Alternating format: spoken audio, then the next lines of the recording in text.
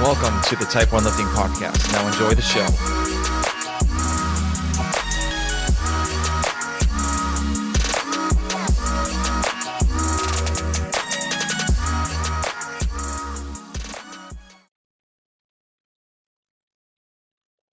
All right, guys, I want to tell you a little bit about Type 1 Lifting. So Type 1 Lifting is a clothing brand that proceeds of the shirts, the hats, and everything else go to the Children's Diabetes Foundation. This whole t-shirt company started from me taking care of a 5-year-old girl from the emergency department at the Children's Hospital I worked at in Atlanta for a while back. I thought I needed to do a little bit more than kind of just talk about my story.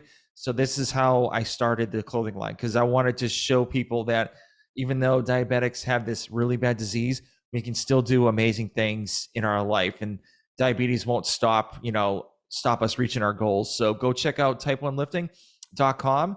And, if you have any questions, you can always reach me out on Instagram. It's Type 1 Lifting, and hope you guys enjoy the show. Hey guys, we have a new sponsor for the Type 1 Lifting podcast. The company's called Liberté Lifestyle. So Liberté is a French word meaning freedom, and the company was founded on the desire to have freedom to choose what we want to do with our lives. I actually had the owner, Nicole, on my podcast on episode 28, so if you want to go back and listen to her, she talks about how she started the company and what she wants to do in the future with the company, which is pretty cool. So they actually have knee sleeves, wrist wraps, shirts, shorts. Love the knee sleeves. I have the ice cream knee sleeves, and I love them so much. The neoprene's still good. The seams haven't split compared to other knee sleeves that I have had in the past, and I'm planning to keep these for a very, very long time. So Nicole actually gave me a promo code for you guys too. So it's all capital letters, TYPE, and the number 1. So it's Type 1. So go to libertelifestyle.com, check out what they have in the store, use the promo code Type 1, and save some coin. Now let's go to the episode. All right, guys, welcome to another episode of the Type 1 Lifting Podcast. Thank you for tuning in. I have a very special guest. He is the champ for the CrossFit Games neuromuscular division for this year's games. His name's Brett Horchar. How you doing? Oh, I'm doing good. How are you, Tom? Not bad. I thank you for doing this last minute. Like I said before, I do appreciate it. And absolutely. I think how we connected was you actually started following me on Instagram, and then I was like, oh wait. So I started looking at your profile. I'm like, oh, okay, that's real cool. So I definitely want to get your experience for the games and everything. But before that, I kind of want to talk about, prior of you getting MS and like what your childhood was like. Were you very active and kind of all the way leading towards, getting MS and then winning the CrossFit Games? Yeah, absolutely. So, through my childhood, I was super active. I did all the sports. I tried them all, like every kid does. 5 years old, you tried baseball. You realize that, you don't want to pick grass all the time. So you don't do baseball anymore. You play your soccer, right? And then you realize that, I'm just running around. I'm not actually kicking a ball. So you don't do that either for a little bit. But I stayed relatively active as a kid up until, like middle school time, picked up basketball for a couple years. Never grew past 5'8". So therefore basketball was kind of out of the question once it stopped growing. Then we went into soccer because all my friends played soccer. Of course, they played it since they were 5. I had joined in at roughly, that would be 13 or 14. So a little behind on the foot skill, but, put in the work and had a lot of fun with that. So I stayed relatively active overall. And then leading through high school was when I just started lifting weights just to add on a little bit of size. I played goalie through soccer because, once again, not very good with the feet overall. So same here. I was a goalie too. So. Oh, no way. Yeah. No way. That's pretty cool. I didn't know that. How many years did you play? I played 4 years in high school. Actually, no, I'm sorry. I lied. 2 years in high school. Then I transferred over to another school, and then I played football like the last 2 years, and that was it. Okay. All right. Did you ever do any like indoor tournaments or anything like that? I played like men's leagues and stuff like that. So it's pretty much like my sister, she played in like a co-ed league, and so she's like, hey, we need some people for like an indoor thing. And like I haven't touched a soccer ball in probably at that time, I think it was like 6 years or maybe a little bit like earlier than that.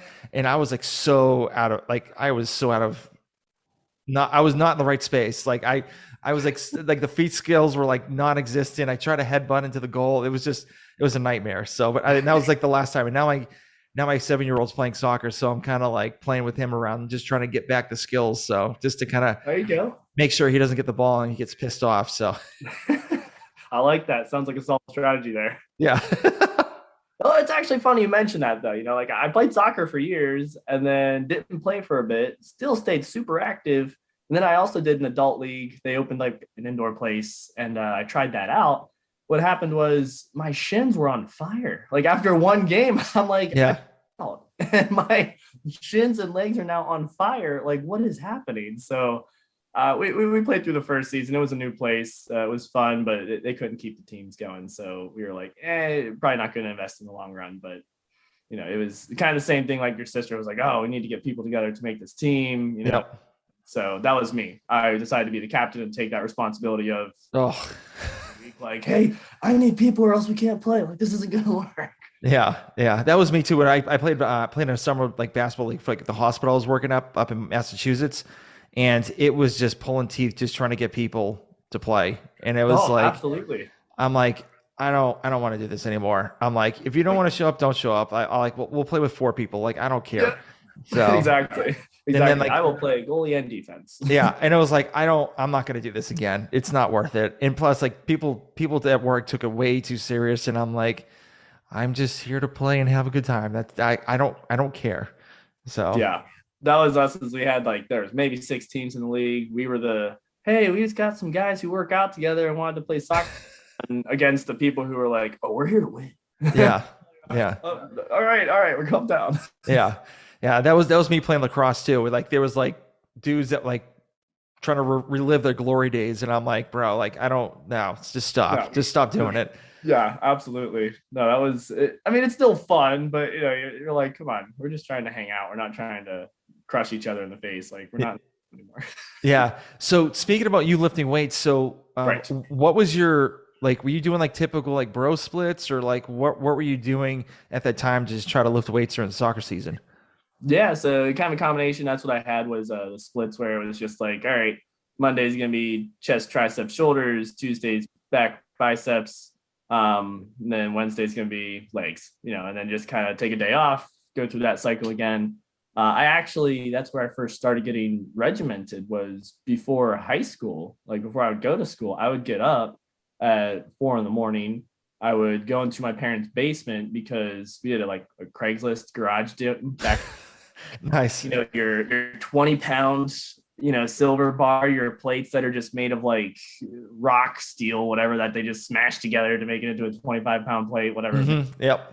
I'd work out for about an hour and a half, shower, get ready, go to school, go to soccer practice for 2 hours after, get home, homework, eat as much food as I could, and then just pass out. So that was that started back in high school with that routine of just lifting through all those bro splits, which it was cool. But in the back of my mind, there was something that was like, even though I'm working out, I don't feel fit, and that's like the difference between like those bro splits and functional fitness, is that in the end, if you're constantly just pumping your muscles up and not actually getting them to go through a functional range of motion, you start to feel like you're not even fit, which is not the point, Yep. Even like walking up a flight of stairs, you're like, oh my gosh, they're getting so winded. You're like, what is going on here? Like, this shouldn't be happening. Absolutely. I mean, because at that point through high school, I had a job as a server assistant at a Longhorn Steakhouse. I was going around just like buzzing tables. I'm like, I'm exhausted. Like, I can't even walk around this restaurant anymore. Yeah. No, I hear you. So did you play any sports in college at all, or did you go to college?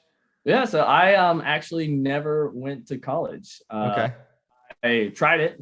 I thought I knew what I wanted to do. I guess to rewind and take a step back, in my parents' basement garage gym, during the summers, I would actually invite my friends over, and I had a big whiteboard. I would write down the workouts, and that's where I almost got like the first hint of being a trainer. Okay, very cool. Enjoyed teaching them like these little things. We would work out together. I also had like a heavy bag and a speed bag. I would teach them actually some boxing as well. So that was kind of cool, just to get the dudes together during the summer and just hang out and work out together. That's really cool. So like, so did you realize like earlier on, like when you started doing the program, like, hey, this could be a thing, or what was going through your mind when you're doing the program? Was like just want to get swole for the summer? Honestly, yeah, it was a combination of just getting school for the summer, and I was like, yeah, there's no way this is a job. Yeah, this is a real job. Like you go through school and they're like, research these jobs, find out how much they make, get an idea of what you want to do, and then you go ahead and look up trainer. And at the time when I was in high school, it was like a trainer makes 25,000 a year. That won't work. Yeah, yeah, yeah, Okay, so I guess I can't do that as a job. So that was kind of my first like derail of maybe that's not the right path for me. Uh, yeah, but down the line, even though I fought that for years, trying to do what society said I should do to get the good job, to pay the bills, and do what you got to do, I finally gave in. I was like, all right, boom, we're going to get a trainer job because this is what needs to happen. I tried community college. I went for a physical therapy assistant because I was like, okay, kind of works with working out with people, but you're more on like a medical side. That should be better money. hmm I went through a couple semesters of community college, submitted a package because you had to get the grades to get accepted into this program. Was 1 out of 30, so that was great. Got accepted. I was going through the first year, and then I felt like a nurse, and I was like, "Uh-oh." I was like, "This is not what I expected." yeah. For 2 years to find out that I don't like what I'm about to go into. So I finished that semester, and thankfully my professor was like very understanding when I had the conversation with her that it just wasn't what I was looking for. Which I had a good connection with her as well. She was a very good teacher. I did well with the classes. It just wasn't the right fit. So finished that out, at least got the credits, what I had to do. And that was kind of the final step of like, okay, now what? Because I'm not in community college anymore. hmm The point of going to college for 4 years for exercise science, at that point when you really just need a certificate, it's like, which one do you do? Which path do you take there? So we went with the certificate. And that's actually around that time was when I got my CrossFit L1. Okay, very cool.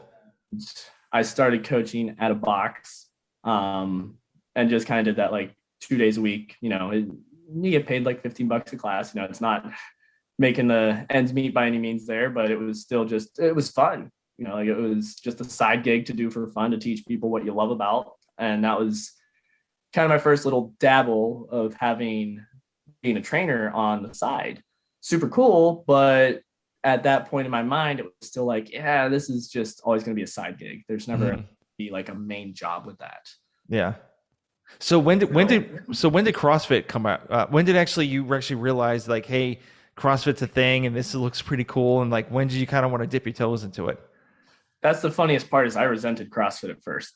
Me too. Me too. I did not, you're the bro science guy, like you're the guy doing your pumps, your splits and everything. You don't want to be like, now I do CrossFit, because then all the people who do their biceps every day, they're like, oh, you do CrossFit. And you're like, no. But I ended up doing Spartan races, actually. Okay.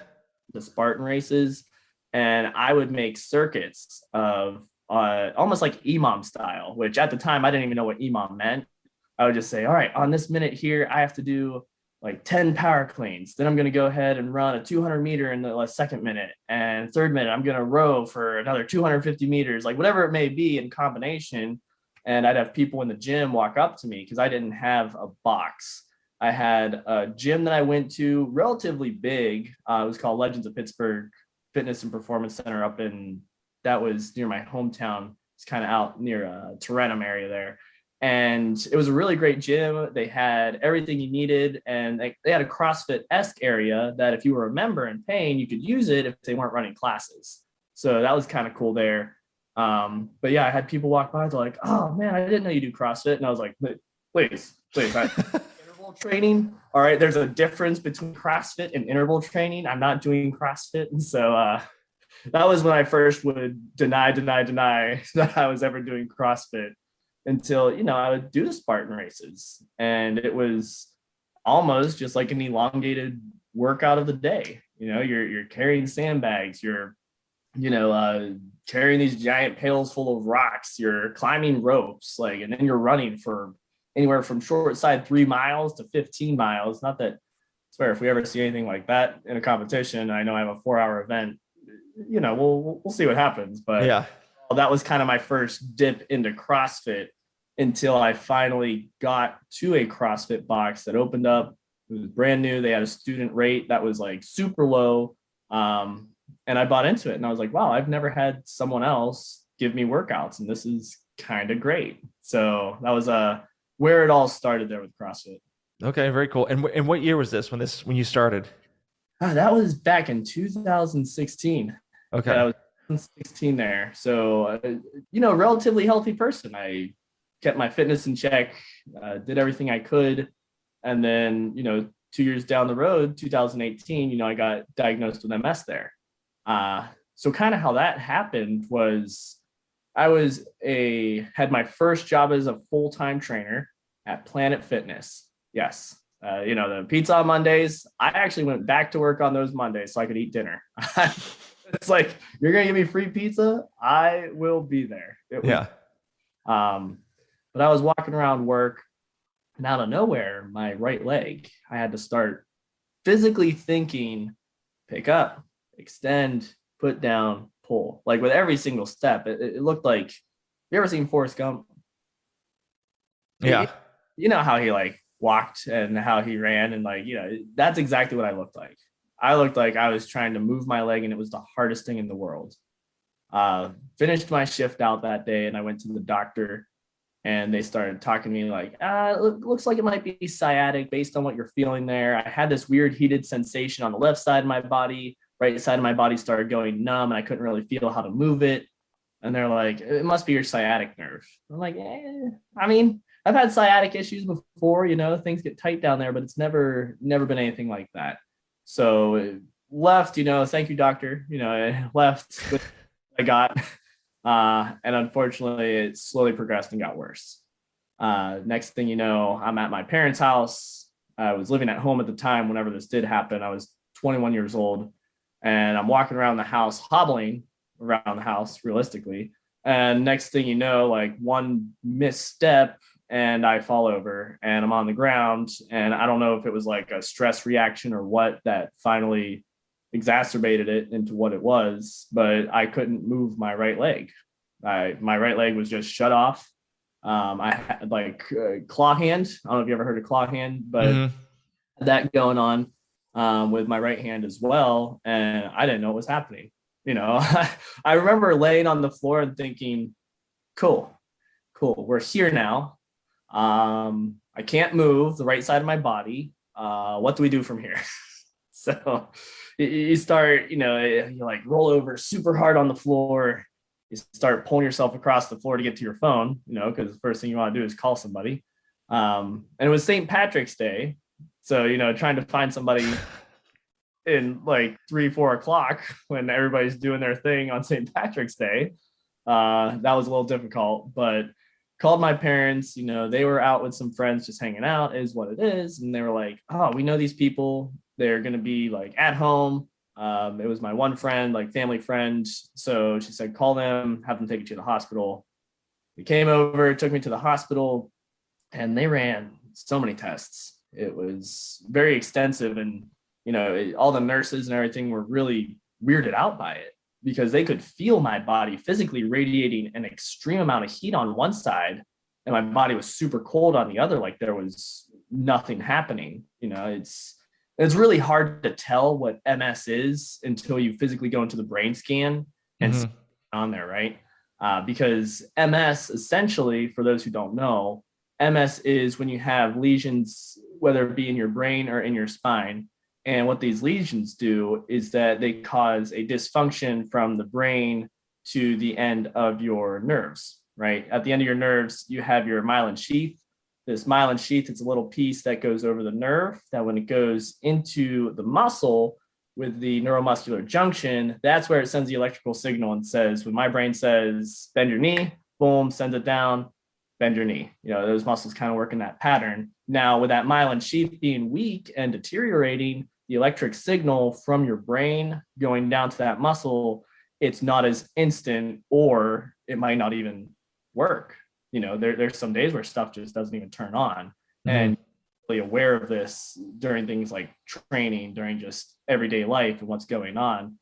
Because when you have a sensory overload and your muscles and brain aren't connecting and getting that instant reaction through the electrical signals, that's when you see extra fatigue kick in. You see your body start to shut down when it overloads and it's not actually able to send and receive those signals there.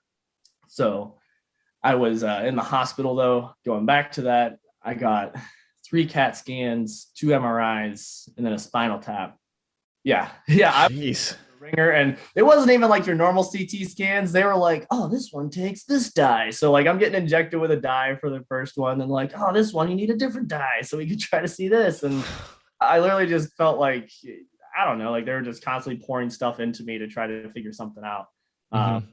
But in the end, it's actually funny with the way that you talked about earlier with giving the kid the high five, being like, oh, you're part of the diabetes club, or the mom the high five there. Yeah.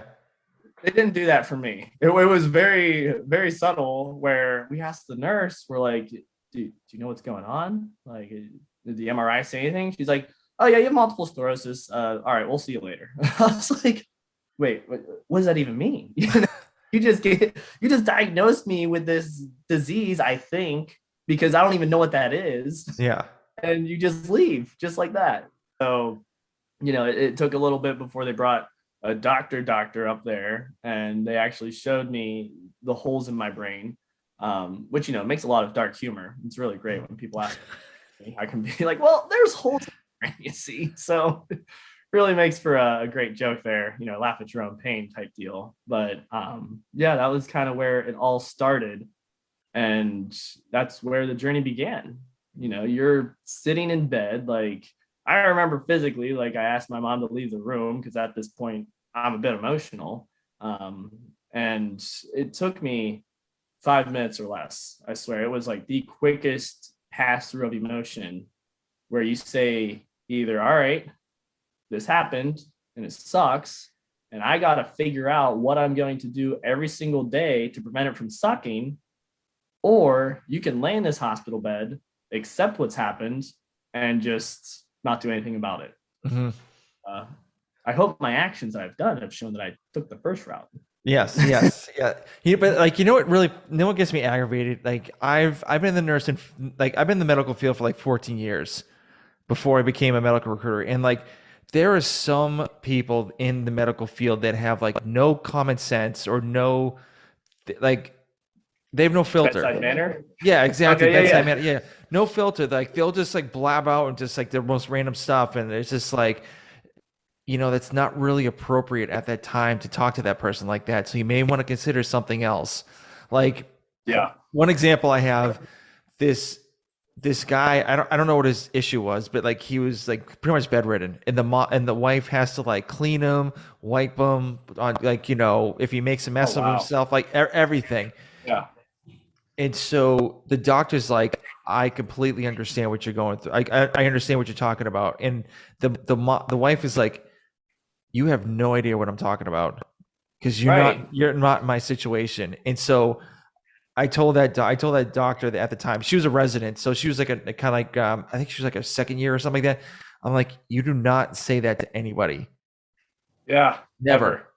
And she's like, I will never say that again. And I'm like, yeah, you learned real quick not to say that stuff. And I learned real quick I was at a meeting, and they said, you never say that word, never say that sentence ever. Like, I'm sorry you're feeling this way. I'm sorry. Like, right. Yeah, you don't even like, you don't say, oh, hey, you got MS, and just walk out. Just say, hey, I'm gonna have you go. Like, I'll get the doctor in here to kind of talk to you, and right. And let you know what you have, instead of just saying, oh, you got MS, and walk out. You can't do that. Yeah, that was the nuttiest thing about it. My mom and I literally looked at each other, like, what does that mean? Like, what is it? It's like, oh, the doctor will be in. We're like, oh, okay, like, that's fine. We're not worried or anything. It's not my health or anything important, Yeah. So did you stay in the hospital for a couple of days, or how long were you there after you got diagnosed? Yeah, so I was there for a week. I went through just heavy treatment as far as that goes to work on getting the muscles moving again, and was on a walker. That was kind of my biggest thing. Is I then was going from this guy who was working out every day, played sports, took care of his body, and was running Spartan races, and now out of nowhere, he's using a walker to figure out how to live life again. Not even work out, like just figure out what am I going to do. Mm-hmm. So learn how to walk again. It felt like dragging my leg behind me a lot. So I would actually get a nurse, and like the other nurses were great. The ones that were there, like checking in on you, seeing how you're doing, were awesome there. You even got to write like little cards if you wanted to put like a nurse high five on like the notice board. A couple of those, because there were some that really stuck out to me. But I would ask them, like, watch me walk, like tell me if like I'm dragging my foot, like what I need to do to get my hips aligned, whatever it may be. Because I would see a physical therapist as well. They brought one in to kind of adjust things for me, and they told me those were certain things to look for. So I was very thankful that the nurses were willing to kind of hang out with me a little bit and watch me walk to make sure that I was doing it right. It was a slow process. I think my leg literally lifted like, it felt like half an inch off the ground every time. Like I was swinging it with my whole right side of my body, trying so hard just to move it. I'll never forget when they would do the screening every day, kind of see where my strength was at. My left leg, like I'm lying on the bed, left leg, it goes whoop, but then my right leg, it's like just do everything in my power to lift it, and it just doesn't move at all. And I'm like breaking a sweat trying to lift my right leg off of a bed. But yeah, we went through a lot of treatment with that. They gave me a resistance band. So I went back to some bro things when I was in the hospital. I would actually sit down out in the hallway on a chair, tie my rubber band around something, do some curls on the chair, like wrap it around the back, do some chest press. Just, you're in the hospital, what else are you going to do besides eat and walk, or kind of walk for my case, So we kind of worked with that a little bit, and just slowly but surely it got a little easier to walk. I would take some brave steps and not use my walker and have like a nurse right next to me. Man, did that get tiring. I can imagine. I can imagine that. Yeah, definitely. It's like you realize it's been so much time in my life spent working out, and now I'm getting out of breath once I lose this walker and have to walk on my own again. Like my right leg really takes that much energy from me. Mm-hmm. But same thing, you stay on track. You just practice it over and over again. After 7 days, I was there for 7 days. I was able to walk. I definitely still wasn't at full strength by any means, but my hand went through some occupational therapy to get rid of that claw hand, and worked with a occupational therapist with some like putty type deal just to get those muscles moving in the fingers again. But once I got out of there, I thought things were a lot better. And the very next day I went back to the gym and I found out, wow, we still have a lot of work to do. Yeah. So how long were you at the physical therapy throughout the whole process when you got MS? Mm-hmm. So, that was kind of through that week there, I was with the physical therapy. They recommended I do physical therapy post being in the hospital. So once I got out there, but I told my mom, I'm like, I don't want to pay $25 every time, to go to this physical therapy when I have a decent knowledge on working out myself. So she said, okay, well, do me a favor. Let's go to the physical therapist. And if we do anything that's outside of your realm, that's like, oh, wow, I wouldn't have thought to do this to work on balance or walking, then we'll stick with it.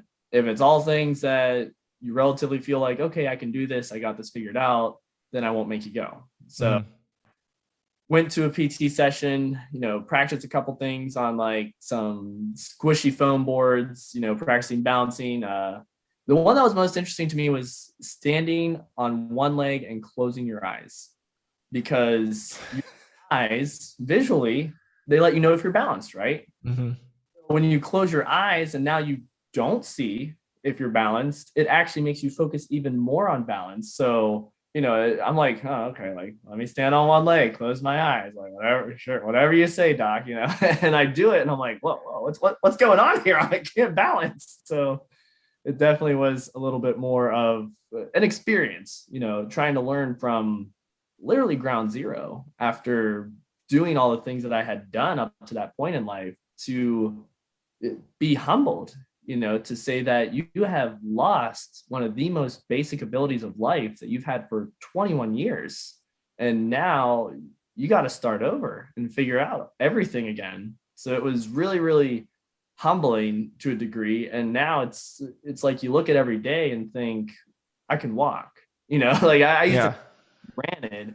And once that got taken away from me, you're like, wow, I can't believe how almost like unthankful I was that I was just able to walk. So every day now I kind of look at it like that, is that if I get out of bed and I can walk, it's a pretty darn good day. You know what I mean? Yeah. So did you ever get frustrated throughout the whole process? Like just like maybe like I don't know, maybe a couple minutes of like a fit being like F this, like this sucks, Have you ever had any of those? Yeah, absolutely. So I was back at the gym, right? And I was trying to do things. There was a turf field. I remember I would run, and I station marks around that because it was me giving my best to run. But as I'm going through, I would run where I could, and then I would turn back and try to go a little faster. I would turn back and try to go a little faster. And that sensory overload I talked about, when it was too much, I would literally get this jolting pain down my spine, and then it would really hit hard through the hips and legs. And that's when I knew when to stop. And I was, you've got to be kidding me. Like I feel like I am now at a moderate jogging pace and my body is telling me to stop. Or I would hang from a pull-up bar and I would be like completely uneven like this because I couldn't grip my own body weight anymore. It was certain things that you're just like, holy heck, like I gotta literally start from ground zero, and it's frustrating. It was frustrating, but what I kind of kept in my mind was, all right, this sucks now, but if you do every little piece like it's a puzzle, like a 1,000-piece puzzle, and you're putting one piece together at a time, eventually it'll start to build the picture and it'll start to come together. The image will be there, the ending, well, not that there's ever an ending to this, but the goal to say is going to be starting to come back into sight there. Okay. Now, all this training, were you doing this at your CrossFit gym, or were you doing it at like the Planet Fitness? This was I went back to Legends of Pittsburgh. So okay. I went back there. I had my best buddy, and he would come out with me, and my mom would even talk to him and be like, you better make sure you stay safe. This is now I'm 21 years old. My mom's like, you better keep him safe, or else I'm after you. But he was biggest support system. We would go to the gym every day, and he would push me, but in small amounts. So before my diagnosis, I had PR'd my clean at like 255. A push coming out of the hospital was a squat clean at 95. So it was once again just one of those things you're like, wow, so many steps backwards, and it took me how long to get to where I was before, and now I'm just taking those small steps again, just small steps in rebuilding. Yeah. So, and I know that like you try to like PR your back squat, front squat, like deadlift and like clean and jerks and stuff like that. That definitely like fries your system. So how many times do you try to PR? Like do you try to PR at all, or you just kind of keep it at like a percentage rate, like 80 or 90%? Yeah. So I'd say relatively speaking, I work more with percentages. If I know I'm working with like higher percentages consistently, that's a PR in my book. You know what I mean? Like if those higher weights that used to be hard to move for singles gets easier, that's a PR in my book. Okay. Every once in a while, things do feel really good, and you go by feeling. When things are feeling good, I'll send it. I'll give it a shot. Happens, and if it works, great. If not, we will we'll fall down and we'll laugh trying about it at least. Yeah. So if you have like, do you have like, I'm trying to say like kind of like an RPE scale of like that day of like, let's say I walk into the gym and it's my MS is like acting up like really bad. So I should do like an RPE of like 5 or like, or Sure. even lower. So like what's your whole process of like entering the gym for like that day if you have like a bad day or a good day? Yeah, absolutely. So realistically, I look at the workout. Depends on what we're doing for like metabolic conditioning, what we're doing for the weights. I try my hardest to at least hit the prescribed percentages. Like if those are prescribed, great. If I hit those, great. If I need to back off a little, I know. It's Mhm. we'll start down with warming up at least, see where things are feeling, and really just like with how the muscles work or don't work, whatever it may be. My biggest thing is my joints. If you don't have your muscles turning on around the knee joints or the ankle joints and the hips, and you're doing snatches, you're now just blowing out your knees. You aren't having the muscles support it. So there's really no point to try to hit your heaviest weight. I'd rather hit a weight where I can feel muscles supporting my joints and maybe move a little slower, just so that way I know I'm not blowing out my knees and going to need a knee replacement in like 2 years. Yeah, yeah, I hear you. So that's definitely a big concern of mine is especially from the waist down. So a lot of like leg movements, and they talk about that because they say the further the muscles are from the brain, the harder it is for the signals to get down there. They kind of already weaken naturally by the time they get down there. So then adding MS into the factor definitely makes a huge difference. So I'll look at the weights of the conditioning as well and say, you know what, today's the day I can push it. Or if it's not, then I have no problem with just saying today's the day that I can move. And we're going to figure out how to adjust these weights to make sure that I'm just moving in a metabolic conditioning state there. Okay. Now, when did you hear about the adaptive division in CrossFit? Sure. Yeah. So that was, I mean, when it came out, they talked about the adaptive divisions back in, that would have been the first announcement, 2020, or that would have been, yeah, in 2020 when they talked about adding these new divisions. And they talked about neuromuscular. And I'm like, well, wait a second. I have a neuromuscular condition, I am affected by all these things. Do I qualify? Like, am I Ron Burgundy? So I ended up, I shot out an email because the biggest thing for me with these divisions is they're a massive opportunity for everyone to compete, everyone to feel included. And the one thing I would never want to take away from that is the inclusivity and the fairness across the board with it. So I did send an email to CrossFit. I didn't know it was Alec at the time, but I just inquired about it and said, hey, here's my story. Here's where I'm at. And here's what I've gone through. Out of all fairness through divisions, like, is this something I qualify for? And then they said, yeah, it's something you qualify for. So that's when I said, okay, well, looks like we're going to do this. And I signed up for the neuromuscular division for the open. And that's where the story gets crazy. You end up going in, the workouts get released one by one. And, as the open goes, you do them, you submit the score. And I ended up winning the CrossFit Open in 2021 in the men's neuromuscular division, brand new division. Super cool, super awesome. And we thought that was the end. And they're talking about like, quarterfinals, semifinals, everything that they did for all the other divisions. And, me and a couple of the guys, we're looking at the leaderboard. We find each other on Instagram, start talking, like just getting to know each other. It's really cool now to not only find people with neuromuscular conditions, but neuromuscular conditions in athletes. Hmm. The same thing that is not just help them physically, but mentally break through on their condition and fight that every single day. There's some really, really great guys in the division, and I love our division. Honestly, it's no one else understands our division like neuromuscular people. You look at somebody in the upper extremity or the lower extremity, and you clearly see their, whether it be a leg's gone or they have like a malformation in the arm, whatever it may be. It's like, okay, cool, I see that. You don't see what's going on inside our bodies. You don't see like how our systems are fried or how a workout makes half of our body shut off.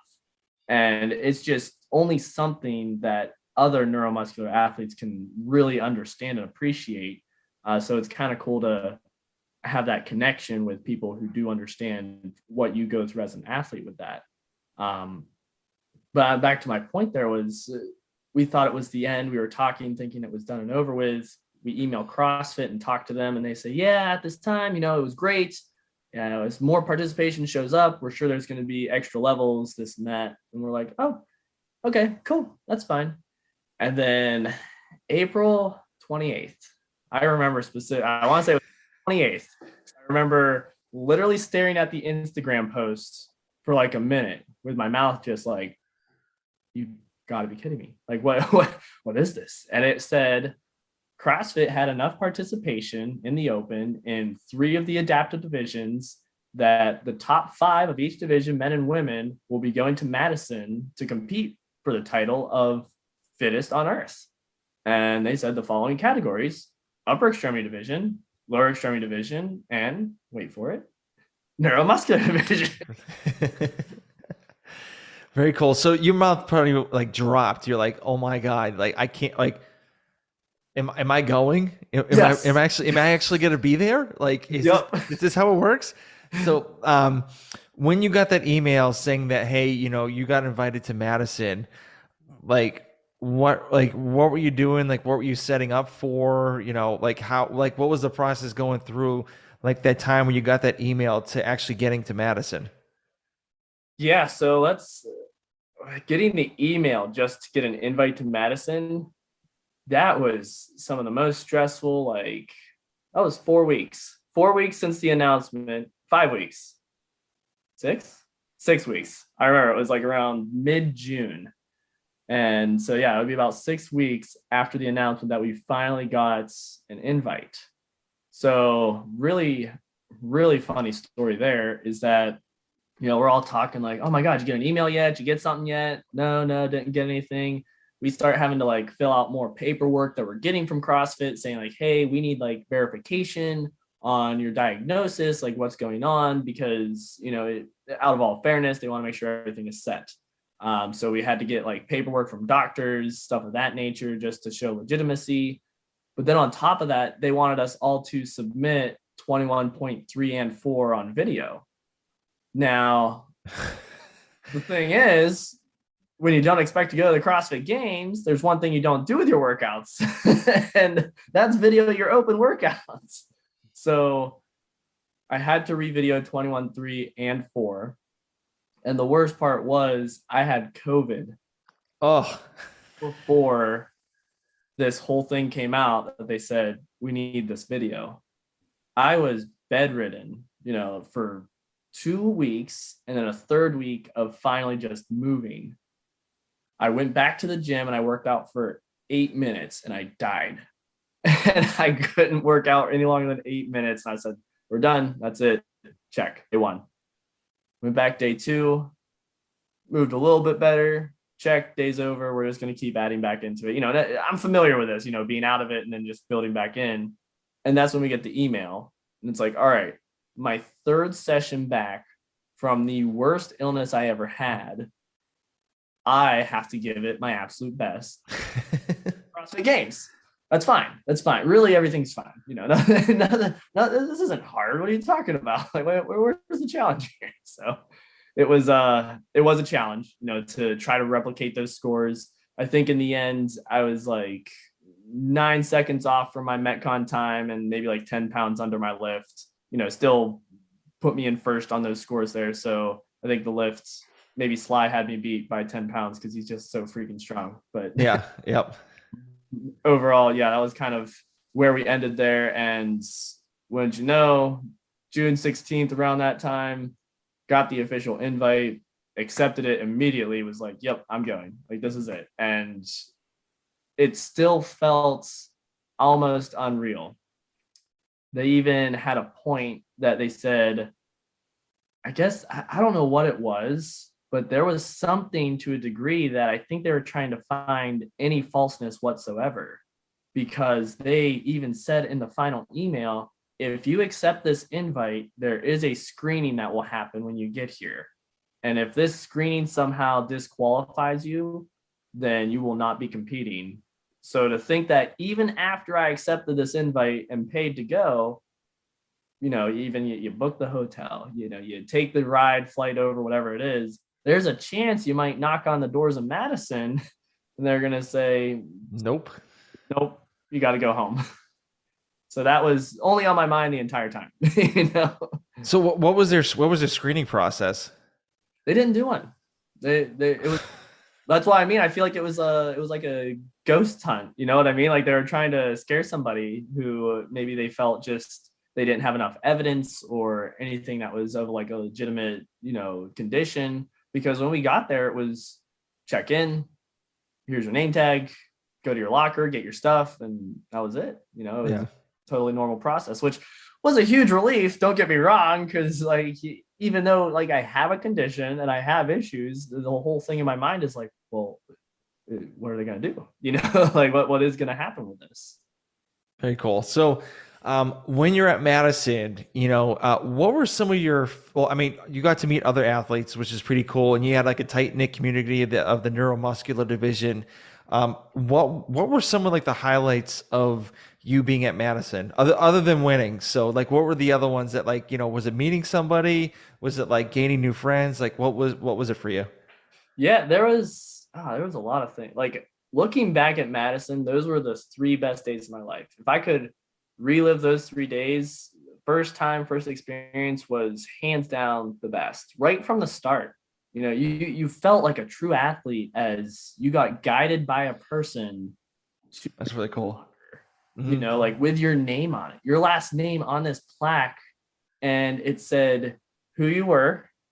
It said Noble CrossFit Games 2021. And I remember I took a video, I was pointing, I was like, that's my name. Like I'm up, like, you know, like that's me.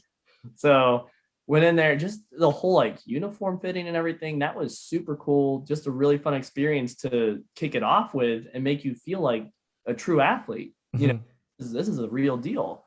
And going through that whole process was a lot of fun. I even remember we got back to the hotel room after we got everything, and my coach was like, "Don't forget, you still have a whole competition." I was like, "Oh yeah, it's not over. Like that's just the first part." But it was really neat doing that, and then from there, just the whole legitimacy between having the athlete briefing, getting to hear the workouts, like just getting pumped up for them, like that feeling before you step on that field, and you're like, "Wow, I am the real deal." Like I am doing this, and this has been a dream of mine for years now, and I never thought it would happen. And before me, my dreams are coming true. Yeah, it was one of the coolest things through the whole part of it. We had some really nice, tight knit moments with the neuromuscular group. You know, we would come together, like we would pray. That was kind of our thing, is that we would put everyone together in a group, you know, whoever was comfortable with it, whatever it may be. We would just say like a couple words of like just gratitude overall. Just every single time, every single moment we got to step on that field was a moment of gratitude, being able to be there with our abilities and just show the world who we are. You know, win, lose, in the end, as adaptive athletes, we are our own champions because we're all here just showing the world that there's hope. Hmm. I never, ever, ever really cared so much for myself, but what I can do for others is be that symbol of not giving up. And there's always a way. You just have to find that silver lining and grab a hold of it and never, ever, ever let go. Like it's as tight as you can. Hang on to that thing and find that as your like North Star to make sure that you are always heading towards the right direction and always hang on to that hope, because there always is. You know, there is always something good to be thankful about. And throughout the CrossFit Games, there was so many moments to be thankful for. I couldn't even list them all, but I know I did get to meet my favorite female athlete, Danny Spiegel. That was like one of the coolest moments. I jumped up and down like a little girl. I was like, Danny, hi, Danny. It's like she knows me, you know, like she doesn't know me, of course, but I'm gonna act like she does anyway. And then I got a picture with her, so that was really nice just to get to meet her. But you know, I didn't want to bother anybody because you know they're also in the game zone, you know, trying to keep their focus. But it was nice getting to meet her, and that was probably the best highlighting moment that wasn't involved with just pure competition there. Yeah. So, what was your goals like going in? Were your whole plan was like winning the games, or what was it for you? So that's a good question, because realistically, I had already won just getting there. The fact that I got to be there was a victory. So anything beyond that was just the cherry on top. It was just a little add-on. But I trained very hard. Like, I was doing my own programming at that time. I would get up in the morning. I would do a certain series of like cardio exercises between different machines, stuff of that nature. And then I would go ahead, go to work, do my thing. And then I would head back to the gym and I would work out again, do like an entire class workout, whatever that may be that I programmed for the day, working out, 2 times a day, getting everything done. And it was a lot of hard training. So I had high expectations for myself, but I will never, ever, ever say I'm going into something winning, because I don't want to give myself the satisfaction thinking that it's happening, because then you slow down. Yeah, true. Yeah. I act like I am in last place fighting for first every single time. And that's where we just see what you got. All right. Very cool. So what were some of the favorite workouts that you had? My absolute favorite had to be, I want to say it was event 4. It was our first event coming into day 2. It was for time, 63 calories on the bike erg, 21 toes to bar, 21 double dumbbell squats with 35s. I want to say it was an 82-foot bear crawl, and then another 21 sandbag squats with a 100-pound sandbag, and then another 82-foot bear crawl. Now, the reason why this chipper style workout was my favorite was I suck at machines. Like, I'll be honest, like machines, because it's such a high energy output, that is one thing that truly fries my system. Is I have to be highly conscious and aware of what output I'm giving, to where my body doesn't just completely shut down. Yep. Well, I was the very last person off of that bike by, like, I'm talking, the first person probably got off at least a minute ahead of me, at least a minute. And then I got off as the final person. And I say I was still like 30 seconds behind the second to last person to get off the bike. Then I hit the toes to bar. Boom, unbroken. I hit the dumbbell front, boom, unbroken. Make my first bear crawl, get to that sandbag. 2 sets, got down with those 21 squats, make my way to the finish line, and I ended up winning that event. So that was like just a really cool moment of almost just like the self-awareness of my body, like saying, hey, I know that if I go out too hot on this bike, I'm going to die, like the rest of this workout is just not going to happen. So that was a really, really cool moment of just self-awareness, knowing that my body was going to go ahead and adapt accordingly by taking it easier on the bike to excel in the other regions of that workout there. Very cool. Awesome. And when did you realize you were actually going to win the games? At the end of day 2. At the end of day 2 was 2 events left. I did the math, and I just had to show up.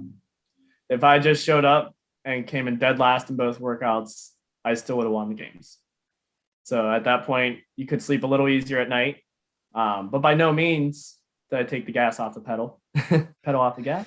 Foot off the gas pedal. That's the phrase. Yeah. Yes. Yep. I was like, something doesn't sound right there. Foot off the gas pedal there. Those last 2 events were awesome. And also the first event of the day was a nightmare.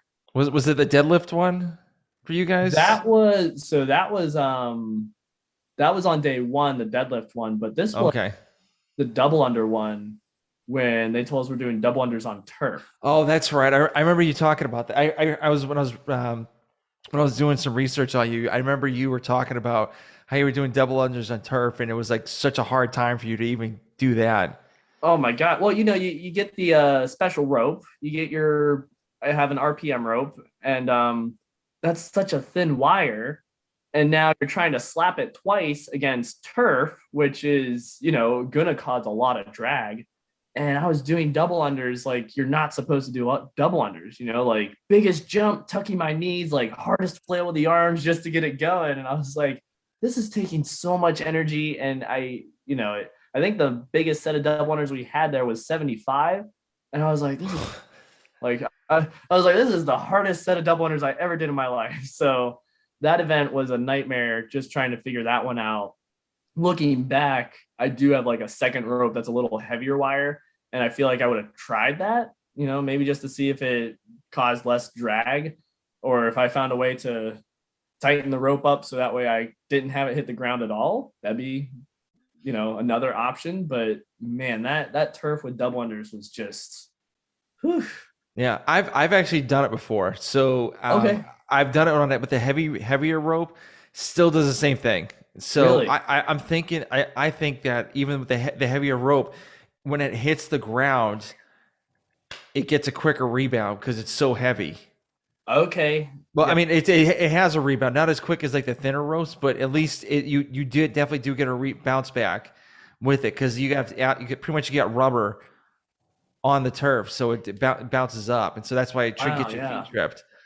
I didn't think about that. Yeah, that would be. Whew.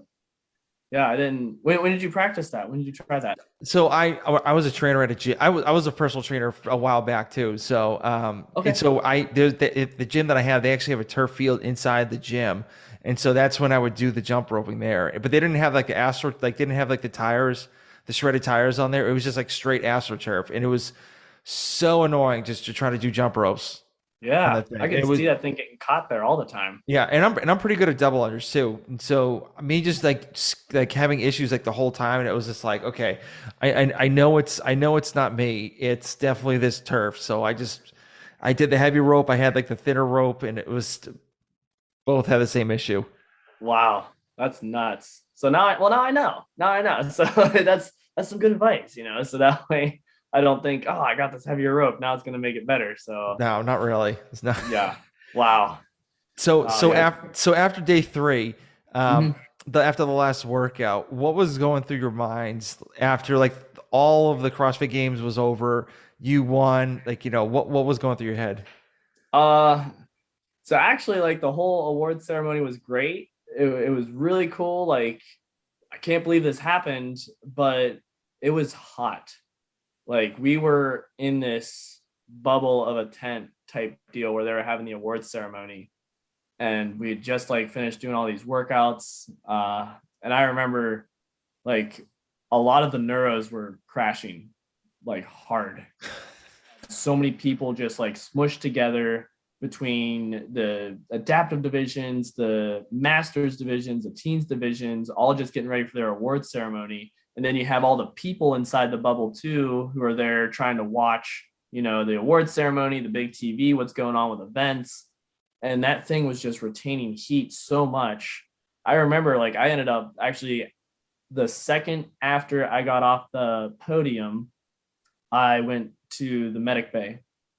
I got pulled away because I was starting to like have this systematic shutdown. I was just so on fire. My body was starting to shut down and fall asleep. They were like checking my heart rate. It was dropping fairly low. Like I think it was down to like 40 beats a minute. It, Wow.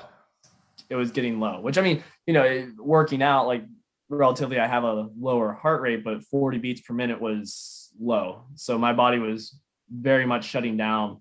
Um, so, as much of a glorious moment as it was, I also was slightly dying, just slightly.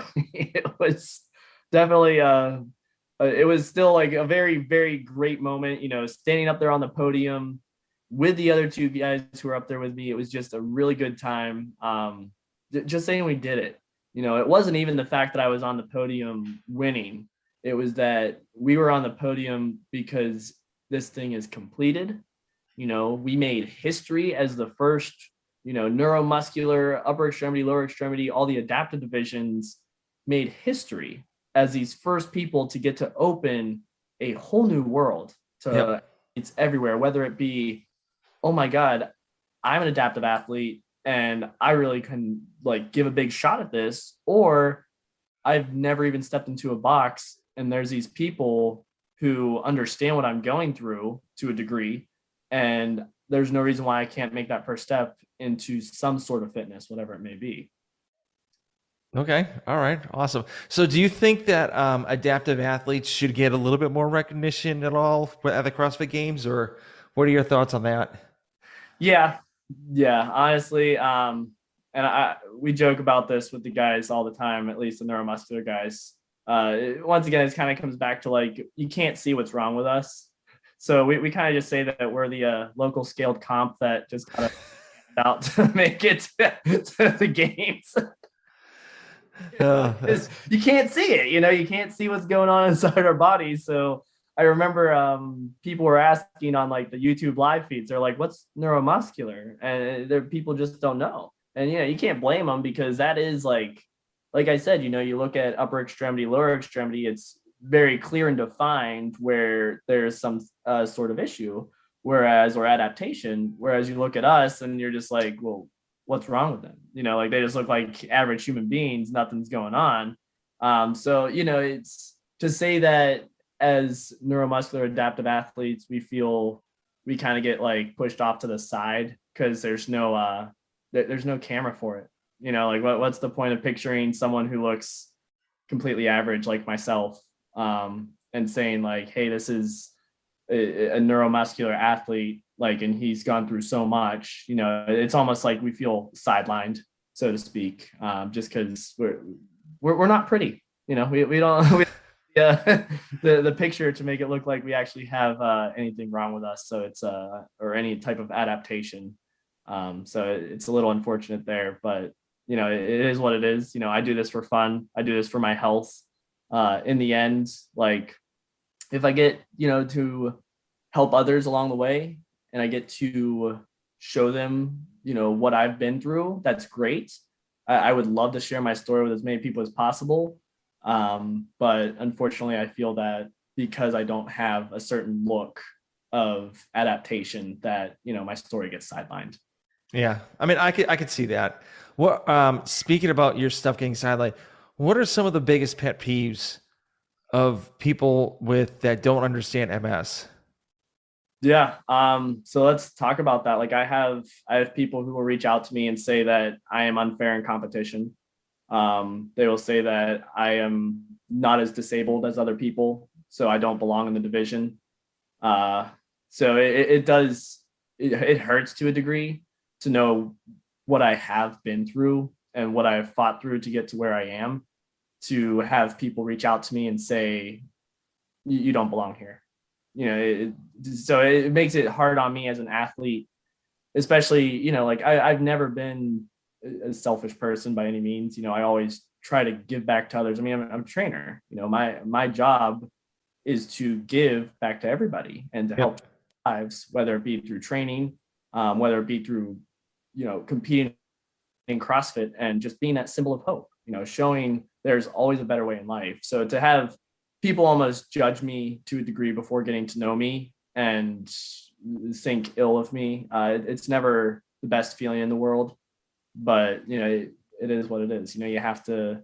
On the other side, there are a lot of people who reach out to me and are like, thank you. Like there's people who I've met, like even across the country, out in other countries, they'll reach out to me. They'll be like, I just read your story. Like it's absolutely amazing what you've gone through. Or they'll introduce themselves as like a new MS person or a new neuromuscular person. And they're like, thank you. Like, just thank you for showing me that there is a way and there is a hope. Mm-hmm. And ask me like questions, whatever it may be, whether it be like treatments or things that I've done personally to help adapt or certain symptoms. How do I fight through them? And it's really nice to have that appreciation, to a degree, and be able to do why I do this. It's all about just helping others. I really, really, in the end, I win, I lose in the competition. That's fine. Like either way, that's fine. It's just knowing that I am able to help others realize that they do have the potential to do things. That's what it's all about. That's really why I do this. Yeah. I always think as well, if like people give me bad comments, is like, what's going on in their life to be writing, a part of my French, a shitty comment? Like, is it really that bad to like bash down on other people? That's why like if someone writes a nasty comment, like I don't care. Sure. So it's not worth my time going back to that person and typing like, going on a whole list of like, hey, this is why I said it, this is why I did it, blah blah blah. It's not worth it, because they have they're set in their ways and they're not going to change. Right. Yeah. So that's my theory when it comes to nasty comments. And I don't put nasty comments down. There's no need to. Right. Yeah. So It's like, if you don't, I mean, it's the old standard. Like, you don't have anything nice to say, like, just don't say it. exactly. Yeah. So. Yeah. So we're getting close to the end. So I do have some questions, like final questions. So do you have any goals for the rest of the year? Yeah. Honestly, right now, the number one goal is semifinals. I'm in semifinals. That starts June 2nd through 5th. Goal is to place top 5. We place top 5, we punch that ticket to Madison. That is the number one goal. I don't look ahead. I look at the task at hand and what needs to be done. So every single day now, it is training. It is first part of the workout, check. Second part of the workout, check. And we're going to keep doing that process until we get to semifinals, and then we're going to pound the heck out of semis. That is literally the goal. It is one step at a time. I never like to look too far ahead into the future when it comes to these kind of things, because there's so many variables. Like, by the time June 2nd rolls around, how's my condition going to be? Like, am I going to be super affected that weekend by something? There's so many different variables when it comes to competing. I take it one day at a time, and I just make sure that I'm checking off the list that every single thing that I do, I am putting my absolute best effort into. So first goal, semis, make it into the top 5. So do you have any goals like that are not CrossFit related? Goals that are not CrossFit related. We talking like full family life, like what's going on, like Whatever you want, whatever your goals are for the year. Yeah, for the year. I did get this new position in my current job that I have. I did finally work towards like a head training position in a fitness studio that it's been a long time coming. Ever since my parents' garage, like I said, I knew to some degree I wanted to do this, and to find out that I finally got it as my main job has been super awesome. Realistically, I'm pretty happy with where I'm at in the company, and I know there's going to be room for growth. So just doing my best in that job currently would be great.